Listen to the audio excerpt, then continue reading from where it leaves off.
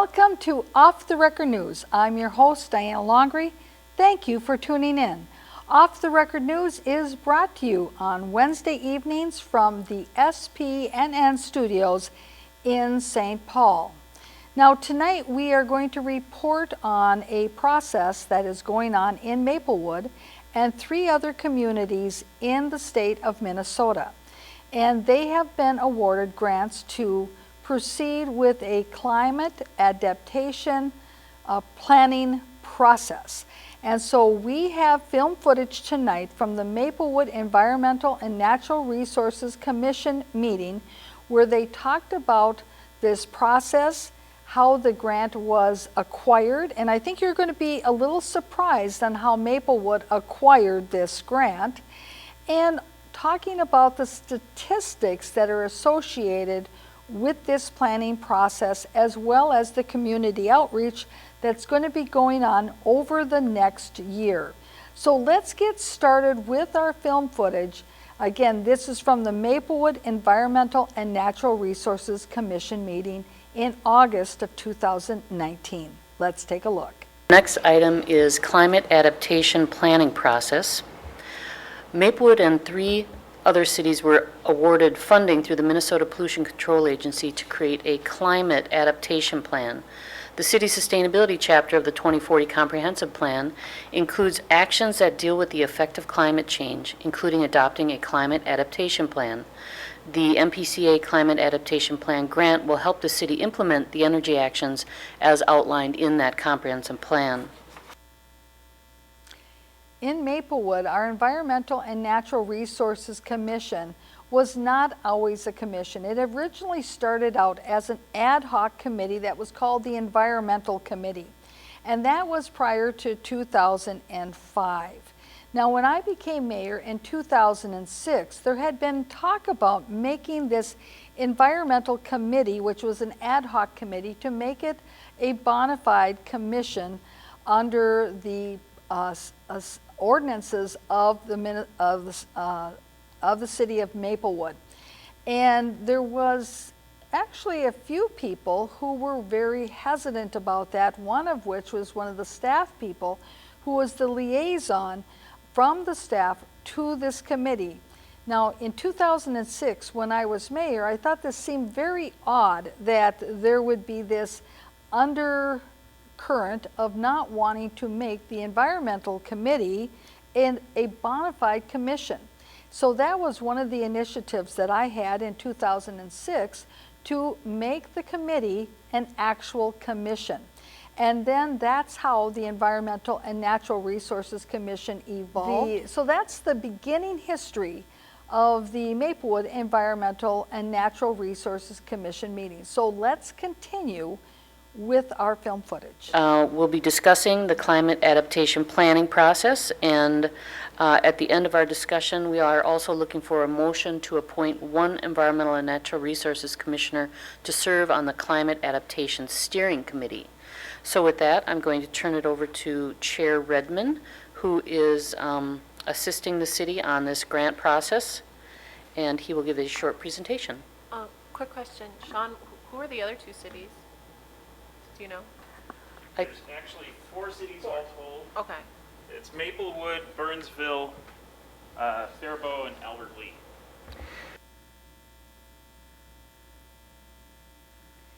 The 4 cities that were awarded grant money, Maplewood, Burnsville, Faribault, and Albert Lee. Those are the 4 communities. Now, the lady that was speaking there, she is a City of Maplewood staff person. That's Sean Finwall. And you would think that maybe as the staff person that she is the one who coordinated the grant application and spearheading the process to get this opportunity for Maplewood. But lo and behold, that is not the case. Let's continue. So first I'm just going to review a little bit of background starting 3 years ago. It's 2.5 years ago. Early 2017, Pale Blue Dot did a pro bono climate vulnerability assessment for the city of Maplewood. So I'm going to go through that a little bit, sort of the findings, just to remind ourselves what that had in it. And this individual who's going to give the presentation is one of the members of the Environmental and Natural Resources Commission. He is a volunteer on this commission, as are the other members of the commission. They're all volunteers, and yet they have determined that this is a direction that they want to go. They were not given this direction by the Maplewood City Council. They were not given this direction by the City of Maplewood staff. It's something that was generated grassroots at the commission level, which in Maplewood is very unusual, because since Maplewood is not a charter city and it is a Plan B city, very few things are generated at the commission level and then move forward to actuality. So let's continue. So the first form of climate planning is climate action planning or mitigation planning. And it's about trying to reduce our greenhouse gas emissions. Okay. The second form of climate planning, oops, wrong direction, is climate adaptation. And that is the work of this effort. And it's to, regardless of what we do with our emissions, we have some climate changes that are baked into our system, so to speak. Changes that we've already experienced and changes that we can anticipate that we're going to experience in the coming decades. So adaptation planning is about anticipating those and doing what we can to address our vulnerabilities so that we can weather those successfully. As you heard there in that slide, there's two aspects of this. One is to understand what the climate change issues are and how can you mitigate those damages that are being experienced. But what this planning process is involved in is not the mitigation aspect of it, but it is involved with looking at what are the trends and how to put together a plan to adapt to what those changes are in the event that mitigation is not successful or is not as successful as you would like it to be. So just like a community has an emergency management plan, this in essence is similar, but it is in relation to climate change. So it's a climate change adaptation plan. How can we adapt certain things that we're doing in the future to adapt to the changes we know that will occur based on the trends that we are observing today? Let's continue.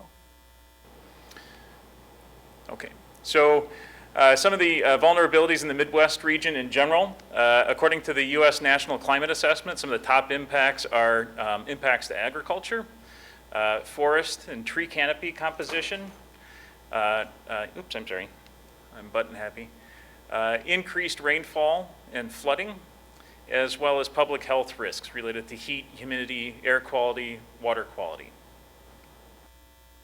And we've heard of many of these aspects of climate change in the news. So this is not really a big surprise if you've been watching what's been going on in the news. So let's continue.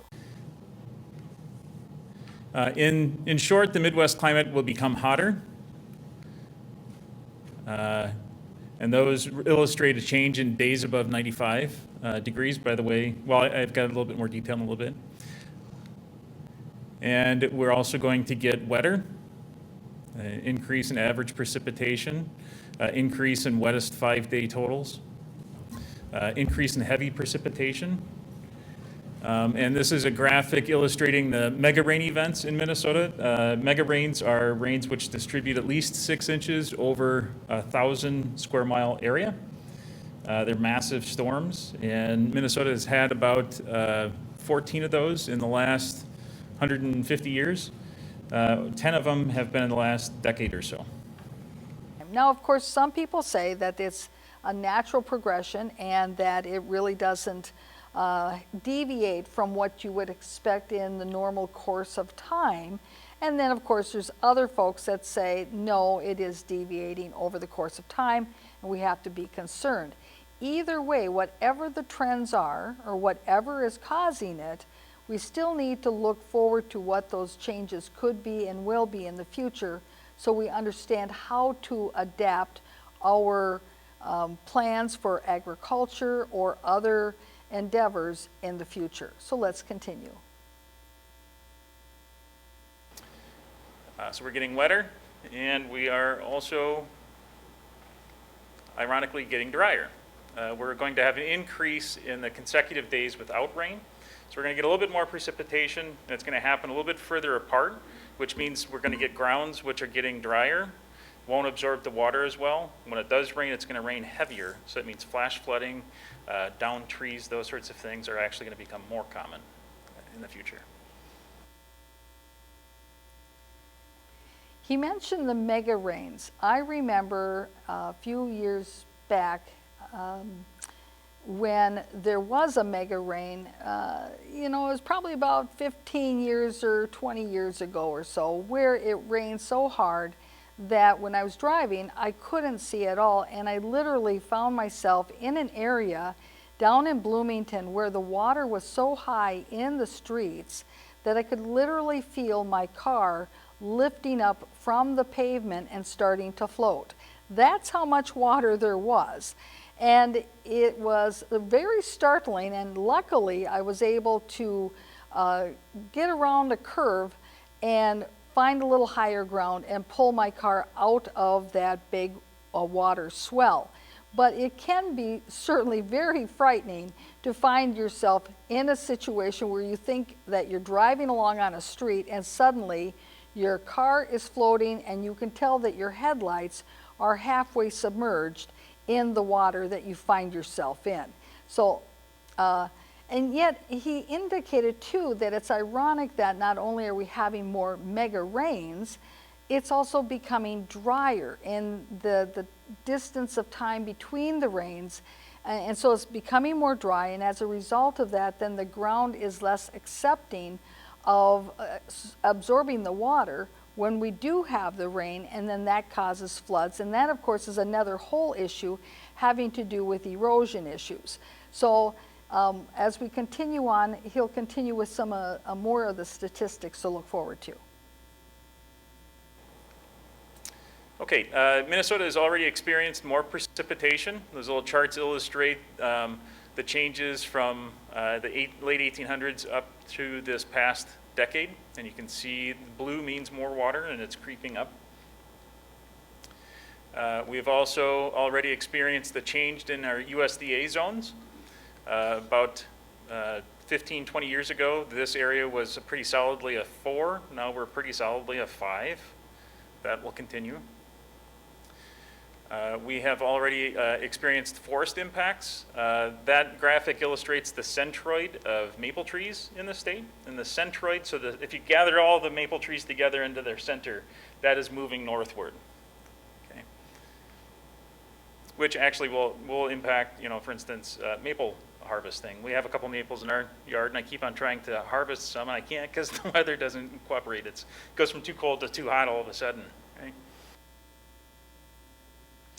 Before I watched this presentation from the Maplewood Environmental Natural Resources Commission meeting, I did not realize that our USDA growing zone had changed from a 4 to a 5. And I always considered that we were a 4, which means that it's colder and there are certain plants that you can't really grow successfully in a zone that's a number 4 zone, whereas you can grow them successfully in a 5. So you see, that will have an impact on the plants that we grow, or perhaps even our crops. And the other fact that I was not aware of is that shift in the maplewood population of trees. You could see how the maplewood trees themselves have changed from where their center was in Minnesota, moving up more towards the Duluth and Lake Superior area. So that too is very interesting to me, that the trees have changed where they are growing. Let's continue. Okay, Minnesota has already experienced more precipitation. Okay, Those little we saw charts this one. illustrate the changes from the late 1800s up to this past decade. And you can see the blue means more water and it's creeping up. We've also already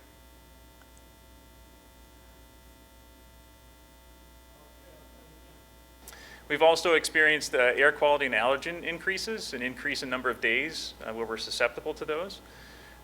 We've experienced a change in vector-borne diseases. Lyme disease, I was just hearing yesterday, these graphics are a few years old. Lyme disease, I was just hearing in our area in Wisconsin, have like doubled in the last 10 years.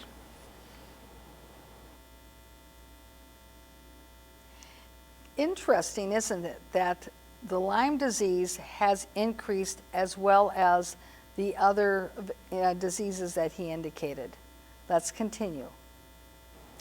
So looking backwards, our climate history, we've seen an increase in average annual temperature of, it's not 3.2 actually, it's 1.2, sorry. The others are correct though. Increase in annual precipitation of 21% in the last 50, 60 years. An increase in heavy rain events by about 58%, and an increase in the growing season of about 16 days. As we look forward into the future, by the end of this century, so the next 80 years, we'll see at least a 5 to perhaps 9 or 10 degree increase in average temperature.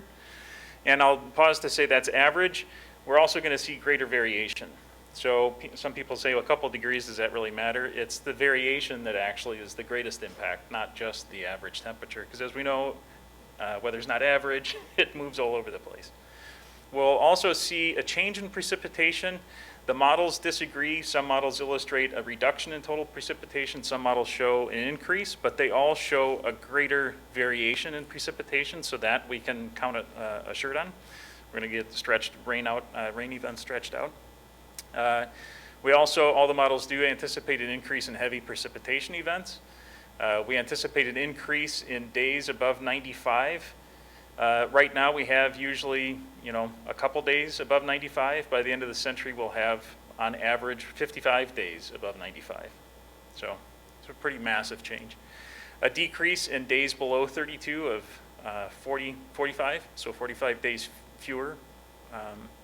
An increase in the growing season of at least 30 days, and an increase in the air conditioning demand of 329%, which that relates to roughly a 75% increase in electric use for the city of Maplewood, unless air conditioning technology changes.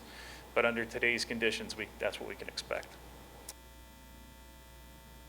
As you heard from that slide, these changes will definitely have an impact on the agriculture in our state, obviously the other states as well, but certainly if we're talking about Minnesota, it'll have an impact on agriculture in Minnesota as to what crops will be planted, what season, how long the seasons are, and the weather changes will also have an impact on how on the growing season and on the crops that are planted. Now, you heard how he indicated that because of the changes in the temperature, that would have an impact significantly on the amount of air conditioning needs. And certainly for many of those in our communities that are more susceptible to elevated that are vulnerable to elevated heat, many of the seniors, this is going to be an important issue because as those air conditioning needs go up and the costs of energy go up, those folks who are most vulnerable to temperature changes and that need to have the air conditioning many times are the ones who are least able to afford to pay for the energy required for the air conditioning. So let's continue. So another way of thinking about it is our climate is moving southward. So it's as if our city is going to get up and move south.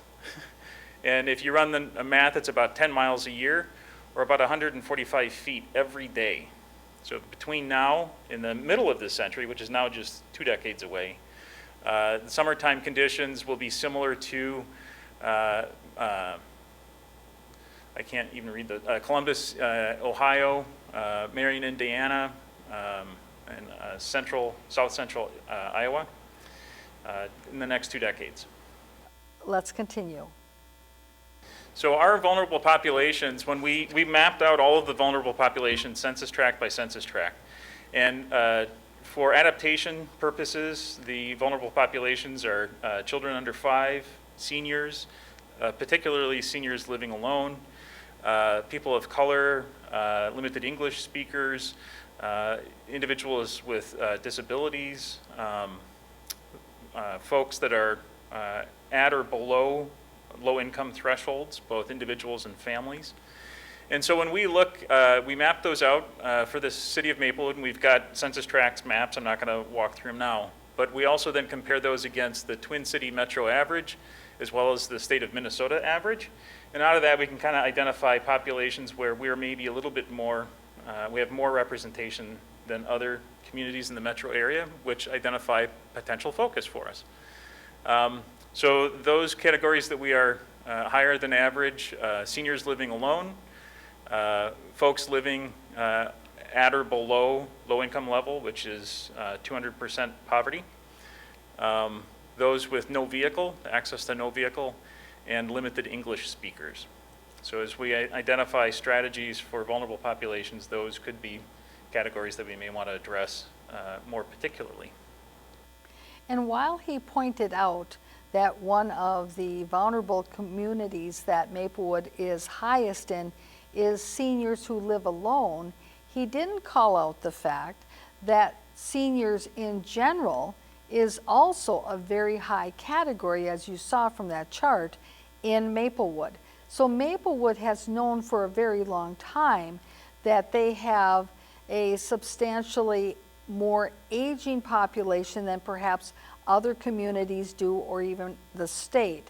And this has been as part of the statistics that Maplewood has been looking at over many, many years. So this is not unusual. What I did find to be unusual, though, is the statistic where he was saying that Maplewood has a higher percentage of non-English speaking residents and those residents who don't have access to a car. That would be worth investigating a little bit more to understand the statistics behind those two measures. Let's continue. The recommendations of the report, we had a number of adaptation goals that we threw out there as a starter place for goals. And then we have a relatively massive list of potential actions, just as a kind of a kickstart for a group in the city to start brainstorming what might we want to do with some of these opportunities and issues.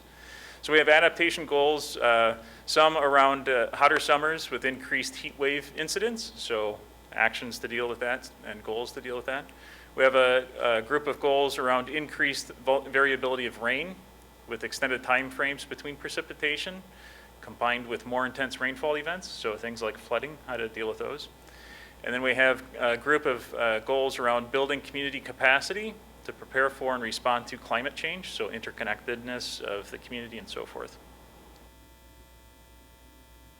When I heard him describe the various goals that they have to achieve in putting together this climate adaptation plan, I was thinking about the comparison with Maplewood's recent North End study group, which also was supposed to have goals when they were looking at the various possibilities on how to guide the use and the future of the Maplewood Mall area.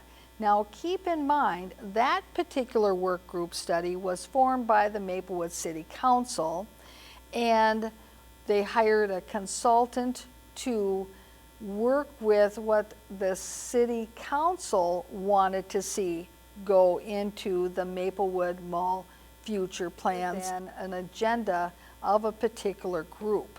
So that, to me, was a distinction in the process to come to a final result.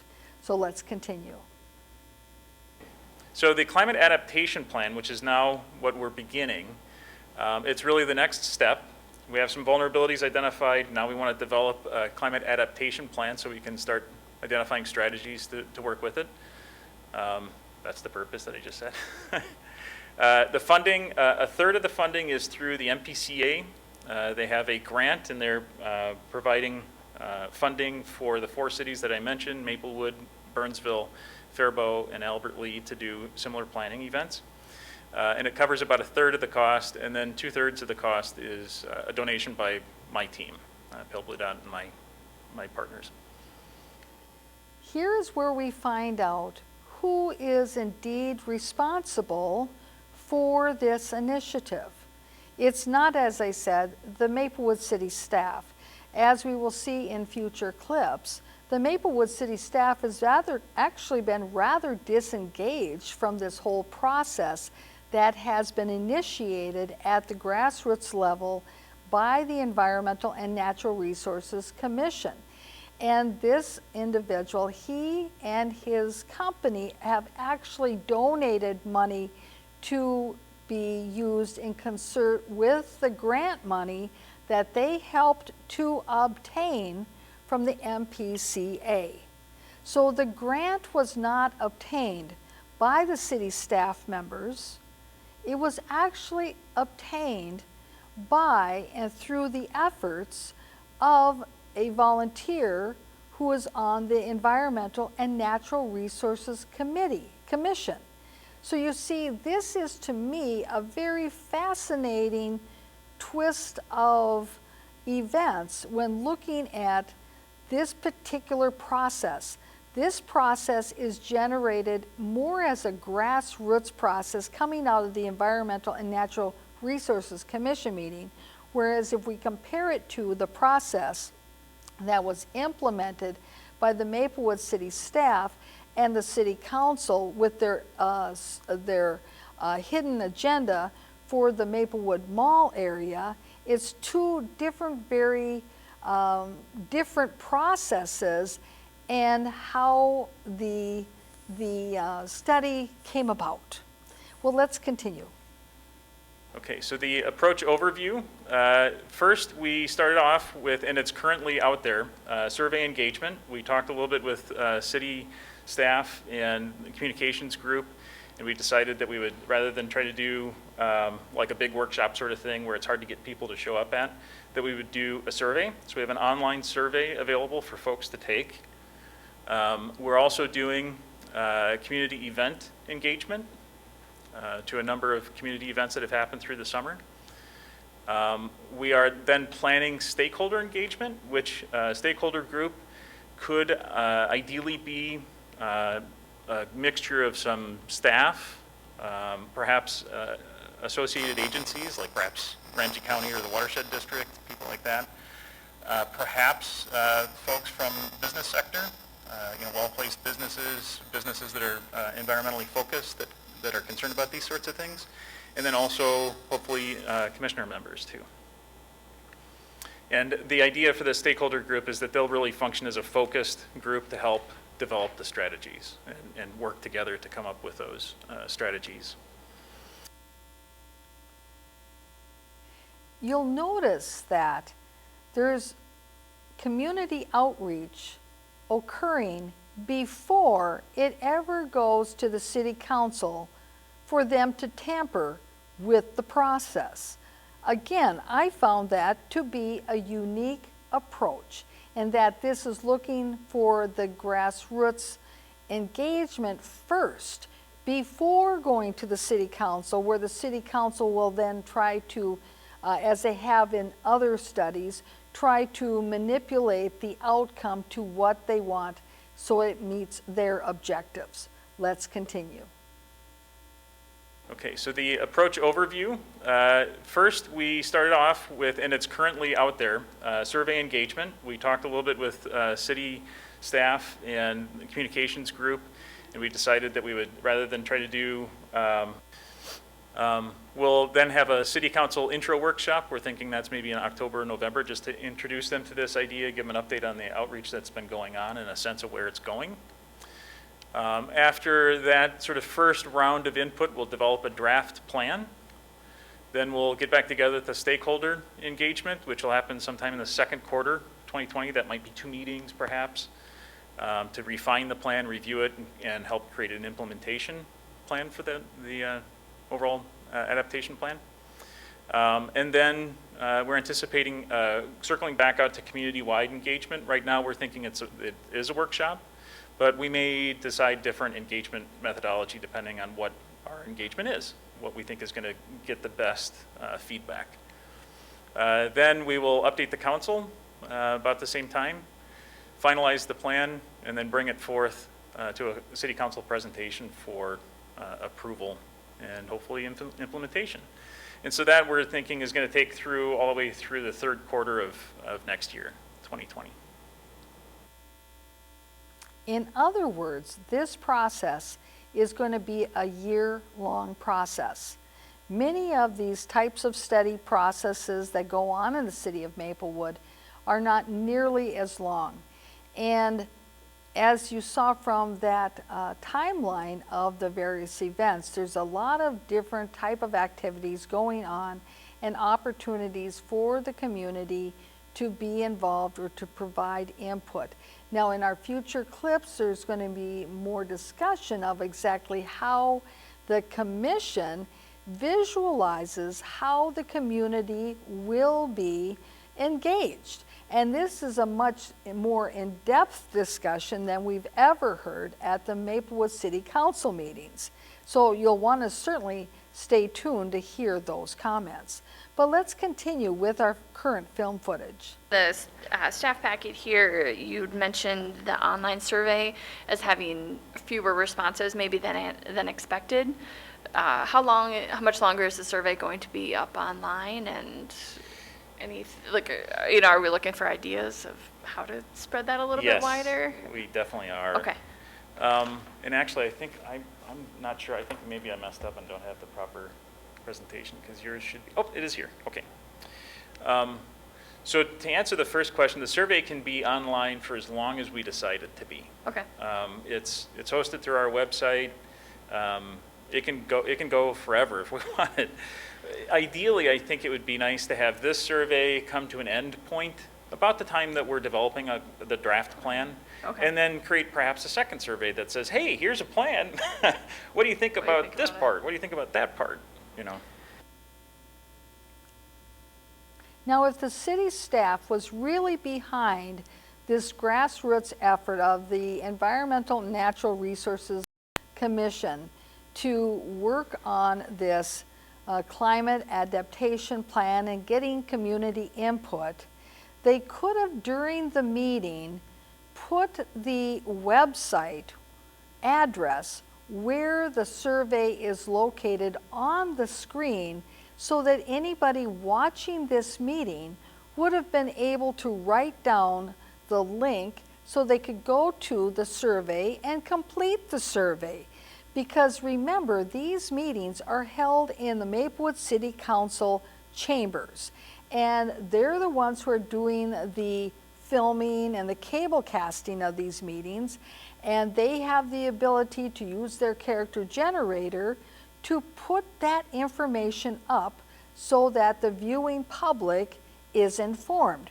But nobody at city staff, on the city staff, thought to do that during the meeting so that they could get out the word to get more input for the commission and in response to this survey. So let's continue. Me. Is there an opportunity to have it be paper as well? Because I have a lot of people in my neighborhood, some older alone families that don't have internet, and I know that they have some things to say. Is that a possibility as well? It is a possibility. We have taken some in paper. I will say that I have some hesitation to collecting too much paper because we still want to get it in electronically, so then somebody has to enter it, right? Sure. But we have taken some paper, and I think we can certainly do that, especially if there's a compelling reason, like, well, these individuals don't have access or cannot use electronics for whatever reason. Right. I think we can do that. That'd be great.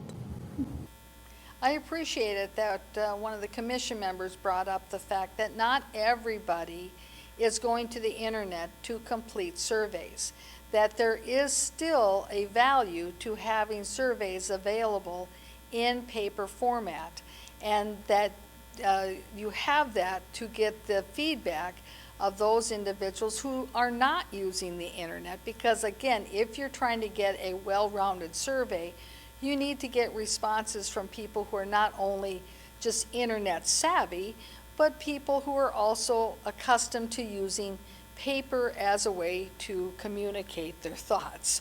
So let's continue. What are the questions on the survey? Do you have a summary of those? Not a full list of them, Yeah. but just curious what questions are on there. And you can definitely see for yourself by taking the survey. I'm gonna ask everybody to please take the survey. But in general, there's a couple of starter questions like, hey, do you live in the city or do you work in the city? Because we're not excluding folks that maybe just pass through the city and they care about it. I mean, that's okay. We want information from folks. But then it talks a little bit about their sense of knowledge about climate change. Do they feel like they're well-educated, not so well-educated on the topic? Where they're getting their information from? Is it Uncle Fred or is it the newspaper? Where are their go-to sources for this kind of information? And the thinking there is, well, if we can figure out where folks are getting information, maybe as we develop the plan, we have a sense of where we might send our information. And then it goes through a little descriptor, kind of what I showed you about that sort of, by the end of the century, we're going to have these things. So it goes through a little descriptor of what we can expect. And then it asks for their feedback about, are you concerned about these things? Are you concerned about flooding? Are you concerned about heat, et cetera? Or how concerned are they? And then it offers up opportunities for folks to provide comments about, hey, do you know of any group that you think might be a great partner in solving these problems? Do you know any groups of people in our community that you think might be particularly vulnerable? Are there any ideas that you have about how we might want to solve some of these challenges? That sort of thing. So it's very open-ended. Yeah, and there's not an age limit to it, like kids could take it, like it would have to be 18 or older. Yeah. Thinking of, we sometimes, for our commission, have engagement from high school, government classes and things like that with schools starting up. Maybe those are people that we could reach out to get that generation's Yes. opinions kind of recorded on that would be kind of neat. Yeah, I think that'd be awesome.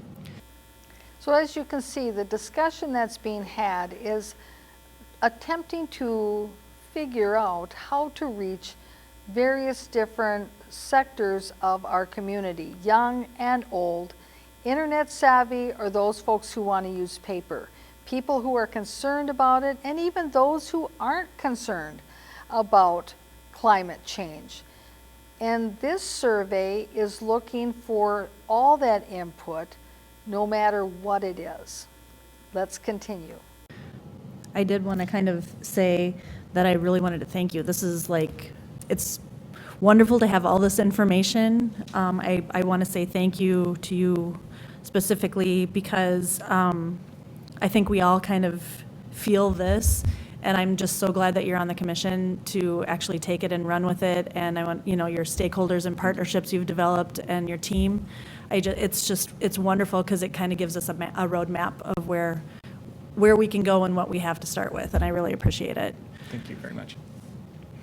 I hope that the Maplewood City Council and the Maplewood City Administration thank him as well, because again, this effort is coming from his efforts and the efforts of the Environmental and Natural Resources Commission. Let's continue. So Meg, you want to update a little bit on what we've done so far in engagement, what that looks like? All right. So I'm here to discuss a little bit about what we've already done in terms of outreach. That's the phase that we're in at the moment. So I've been getting the word out at different community events throughout the summer, starting with Waterfest in June, which I presented to the commission earlier. Light It Up Maplewood was our 4th of July event. I had Sean Gosheski, I think is how you pronounce his last name, but I am not sure, From the Alliance for Sustainability, helping out at that event. We've mostly been doing kind of the same approach as we did at Waterfest with our dot matrix voting on different impact categories that residents are concerned about. We've been handing out survey cards, trying to get people to take the survey. At the 4th of July event, we also had some stuff that Sean brought with us.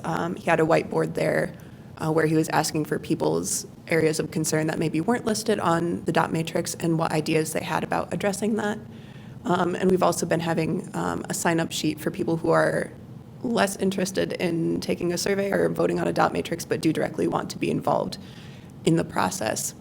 So in addition to 4th of July and Waterfest, we went to National Night Out. Joe Gould helped me out with the Salvation Army Party. We also had Ted and Colleen out at different events handing out survey cards, and we had a little more community outreach from our partners at the Center for Energy and the Environment.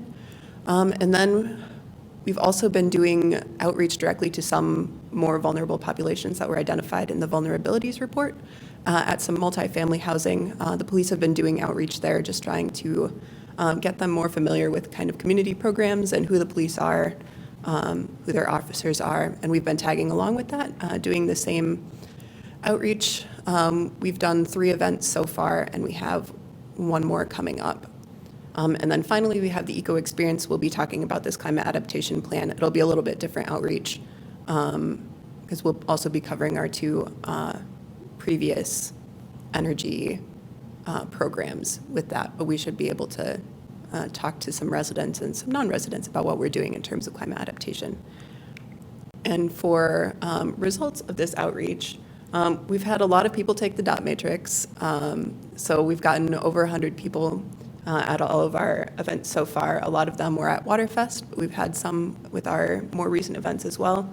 We've had 13 online survey responses to date since Ted has updated that number.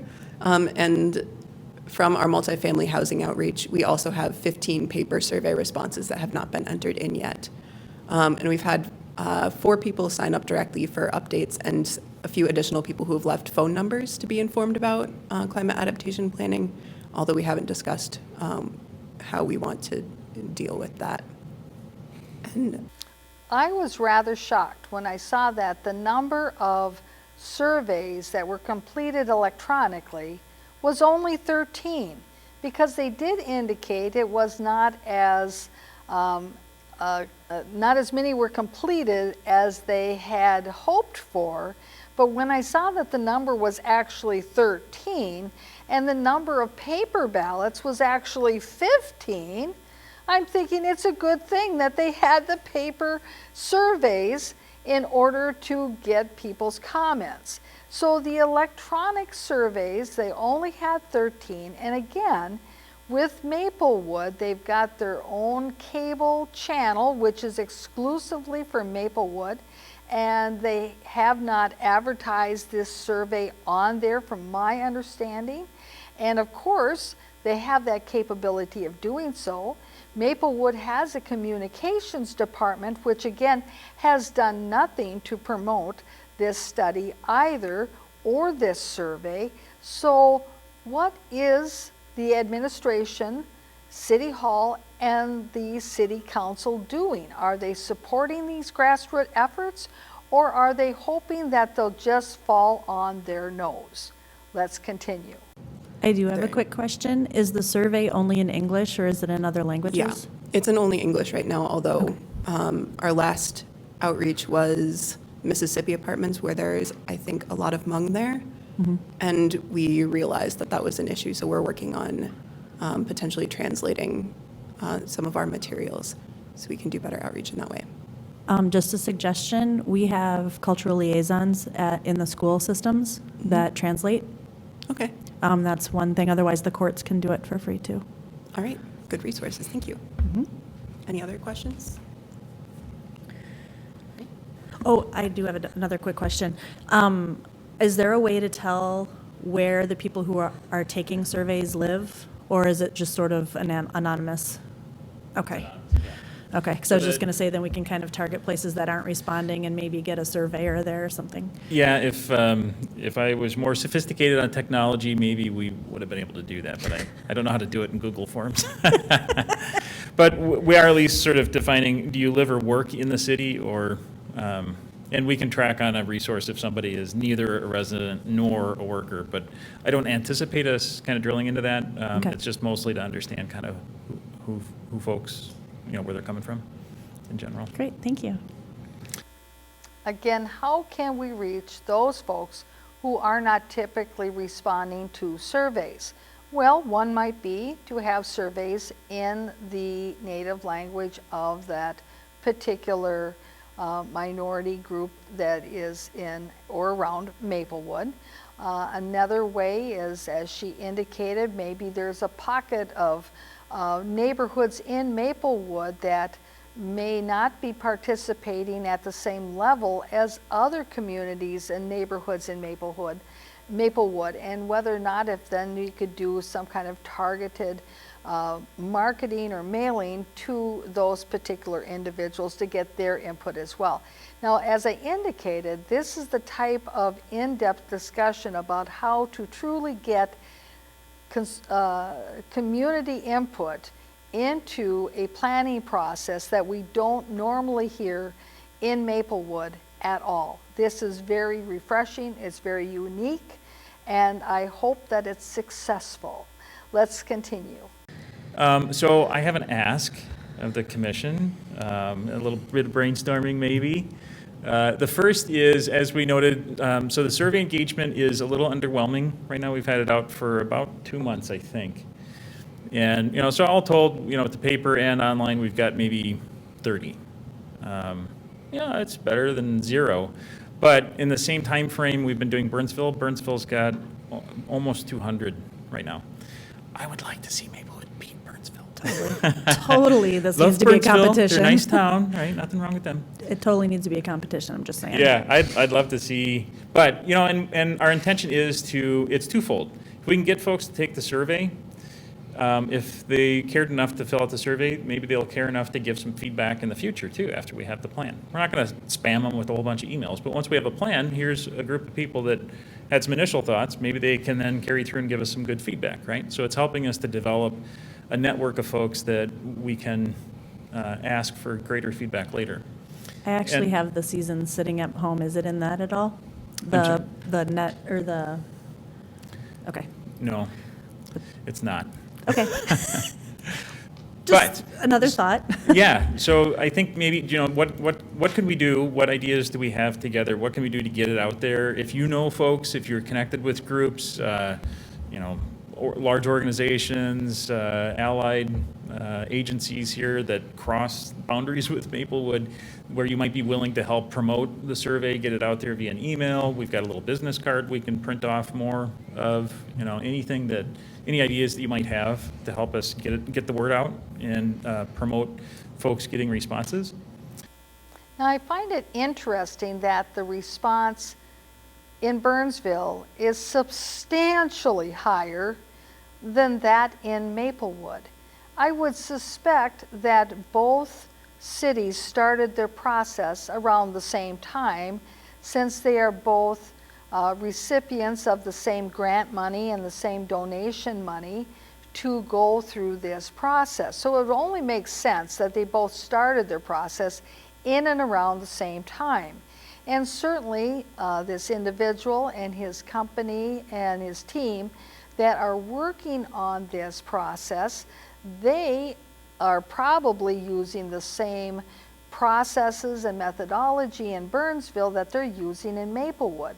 Perhaps the difference between the response in Maplewood versus that in Burnsville is that maybe there's been more support from City Hall in Burnsville, in the Burnsville effort, than there's been in the Maplewood effort. That would be fascinating to be able to compare the type of support between the two different administrations, Burnsville versus Maplewood, to see if that's why there is a difference in the participation at this point. Now, from here on out, we're going to continue with the rest of the film footage that we have through the end of our program. And then we will be also continuing the final report on this from this meeting on the Citizens Reporter. So please tune in to the Citizens Reporter to see additional coverage of this topic and how you can become involved. Thank you very much for tuning in. We'll see you again next week. Bye-bye. And then the second ask is the stakeholder engagement. As I said, it's kind of, it'd be a group of maybe 15 folks, something like that is what we're trying to get to. And it's maybe 2 to 4 meetings. And the intent is to have folks of a broad enough background that we've got different viewpoints, but who can then go through, we have a database, we call it our Action Finder. It's a database of about, I don't know, it's like 6,000 strategies that we've kind of culled together. So it's a great place to just start, and it's a great sort of searching tool. So what we anticipate is working with that group to first understand the issues, and then here's a huge database of strategies you can kind of play with, see if anything sparks ideas in your mind, and then have that group help us start to refine what do we want to focus on for Maplewood, what would make sense for Maplewood for action strategies. So it's not too onerous, I don't think, but it's a few meetings, and in the packet there's a spreadsheet that is just a place to start on potential ideas towards stakeholder groups. And I think I would just love feedback from staff and the commission about, hey, as a starter point, what do we think about that? Are there folks that we think that we should reach out to?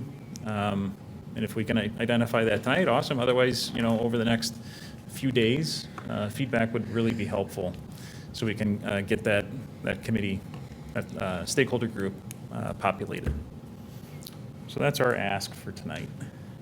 While we're waiting to see the survey in real time, I can share a little bit with what Burnsville's done. Those guys that we're just going to crush, right? We're just going to flood them. But so Burnsville's done a few things. They've put little cards at all of their service desks, in City Hall and their maintenance facility and so forth, where folks show up, right? Just little cards that say, hey, take the survey. They're also offering cash gifts. We do have one $50 gift that the city has offered through September 1st, I think, if anybody takes it. We could either change the date, but Burnsville's got, like $300 or so and little gift cards that they're giving out as to thank you and to help create a little competition. Yeah. I don't know if that's making much of a difference or not, and they've issued a couple email blasts I'm on their environmental sustainability email list, and I've seen 2 or 3 email blasts that they've just put out to the community through that. And I know that it's gone out in their newsletter, and they've also sent 2 emails to all of their staff in the city and asked for input from staff members. That's what I recall they've done in terms of promotion. I don't know if they've promoted, if they have any community partners that have helped promoting it, though, like corporations that are happy to help out, or school district, or anybody like that. I don't think they've used those avenues yet. So we should do all those things too, then. I think that would be good. And have we reached out to 3M? I mean, they employ tons of people. No, I don't know that we have. Can we? Is that a thing that we could do?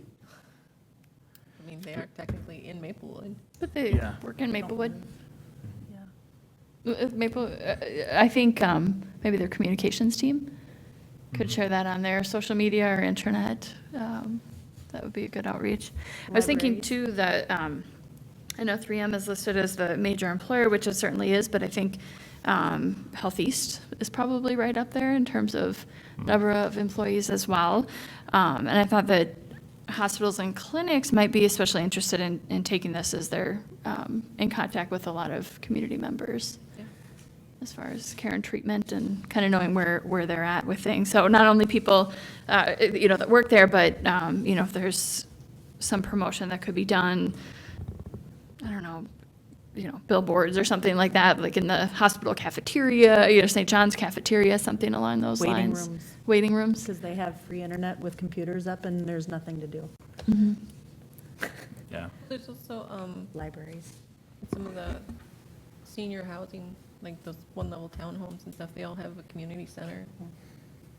So that's a spot where you Do a can, lot of them have computer rooms as well? I always think with stuff like this, it's easier to click a link than it is to enter a web page. So if you've got a paper, I mean, I could type that in, but it's much easier if you're already scrolling through, on Facebook or Twitter or YouTube or wherever, and you just click that link and you're automatically to the survey. My first question was going to be, as far as the survey itself, if the adaptation terminology, if that might be intimidating people. People hear about climate change, but adaptation might not be the word that they're used to with that. So it might be a little bit like, well, I'm certainly not an expert on climate change, so I don't know if I would take it or not. But maybe if it was, we want to know what your thoughts are about climate change, and then we can, through the questions, not changing the content of the questions, but steer them towards what could we do to fix it, sort of thing. Also, it might also be helpful, I just put down libraries and next door, and then also bringing up what crops grow in Zone 4 versus Zone 5, just because people know what grows. Like if they have gardens or if they have, community gardens, and this is what's happening because of it, just to have a little bit more connection with what's happening. Like you We had have with the trees. survey for you. I'll pull that up.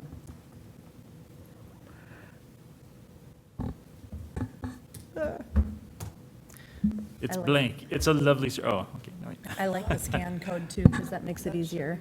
Yeah, we do have the QR code in the little postcard that can go out, which not everybody has a scanner, but I think most do. I think almost all Yeah. smartphones anymore, it's just part of the camera. You don't have to have the separate Yeah. scanner, so just. Well, and if you had that at the libraries and the schools and the places of business, I mean, a lot of times they can just do it right there, Is it possible to get the computer image updated? We do have the survey on the computer. I think he's shaking his head no. No? Oh, okay.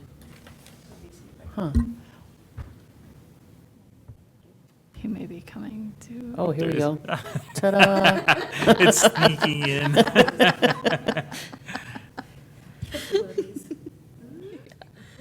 So I love the idea of changing the name to from Climate Adaptation Survey to just Climate Survey or something like that. We could simplify that a little bit. So these are the only questions that are required. All the other ones are just as you wish. Does it look different on mobile? Candace, it looks like you maybe have that up. Is the city's, I apologize that I have forgotten his name, but the city's communications manager engaged in this to? Mr. Chair and members of the commission, so the first phase of our community engagement in Maplewood, we met with the racial equity team to see if they had some ideas on outreach, and on that team is our communications manager, and he gave us some suggestions on the events, especially attending those events that the police department is sponsoring. So that's really all we have done to date are these event engagements. So clearly there's room for a lot more.